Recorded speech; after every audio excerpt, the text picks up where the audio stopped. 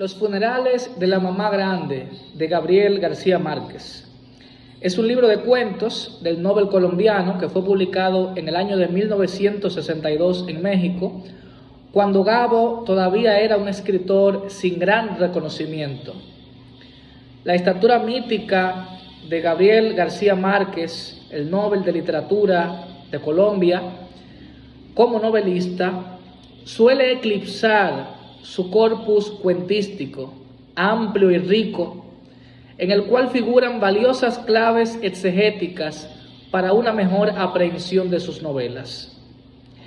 En este libro, escrito a lo largo de 3 años, el futuro Nobel traza un universo rural, rudimentario, con personajes, escenarios y referencias espaciotemporales afines. En algunos textos se menciona concretamente a Macondo y al coronel Aureliano Buendía. A diferencia de sus primeros fantásticos cuentos, recogidos de forma tardía en la colección Ojos de Perro Azul de 1972, los cuentos de Los Funerales son atravesados por una exageración tragicómica de la realidad.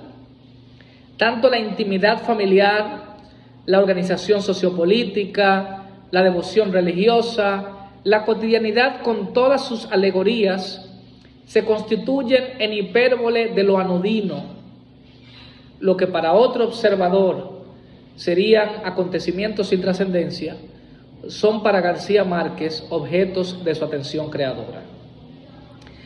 En el libro de cuentos ya mencionado, Ojos de Perro Azul, desfila una variedad de historias independientes entre sí, sobrenaturales. En Los Funerales, en cambio, ya se refuerza la obsesión por un cosmos narrativo macondiano, donde los acontecimientos de cada día logran sorprender por la idiotez, la abyección, la crueldad o el amor. Aquí no hay un cadáver creciendo en su ataúd, como en el cuento juvenil La Tercera Resignación, el primero que publicó García Márquez en su vida.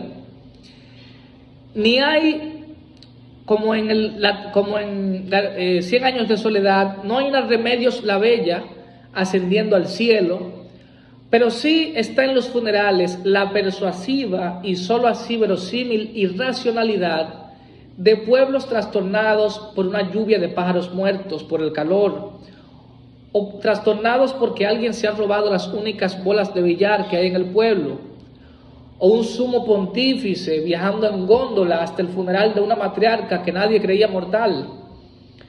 García Márquez no solía tomar muchos riesgos en la formulación novedosa de puntos de vista narrativos. Similar sobriedad se advierte en el manejo lineal del tiempo en casi toda su producción. De los 4 jinetes del boom, es el autor menos formalmente experimental.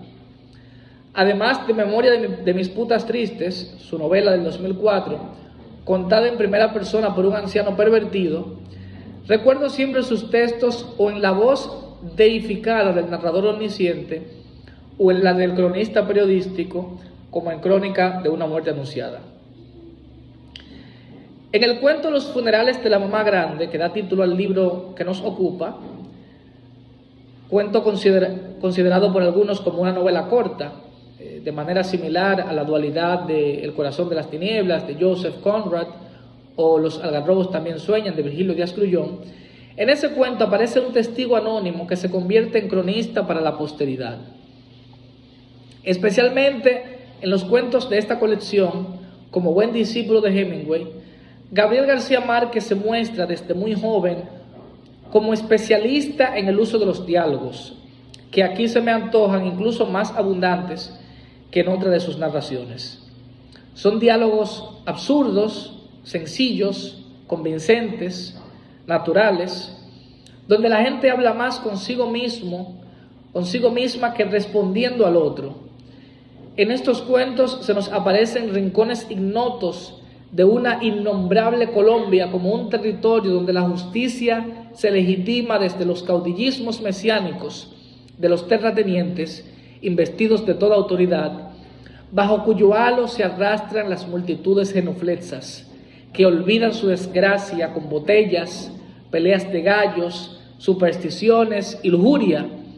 Ese es el gran alegato social convertido en fábula en los funerales de la mamá grande de Gabriel García Márquez. Mientras en su libro 12 cuentos peregrinos, que él consideró su mejor libro de cuentos, se relatan las peripecias de latinoamericanos en Europa, en los funerales es la visión mítica del continente la que prevalece, pero reduciéndolo a un pequeño territorio, ora nombrado, ora anónimo, donde todo propende al desconcierto. Los personajes escogidos, una madre enlutada, una joven esposa en suspenso, una viuda resignada, un carpintero humillado, un sacerdote nonagenario que ha visto al diablo, no son protagonistas de nada.